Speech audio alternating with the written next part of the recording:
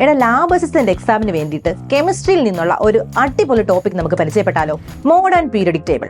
Mode and periodic table കണ്ടുപിടിച്ചത് നമുക്കറിയാം ആരാണ്? മോസ്ലിയാണ്.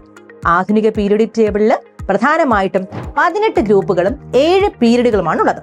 അതിൽ മെറ്റൽസിനെ എല്ലാം പീരിയോഡിക് ടേബിളിന്റെ ലെഫ്റ്റ് സൈഡിലും നോൺ മെറ്റൽസിനെ എല്ലാം പീരിയോഡിക് ടേബിളിന്റെ റൈറ്റ് സൈഡിലുമാണ് ലൊക്കേറ്റ് ചെയ്തിരിക്കുന്നത്.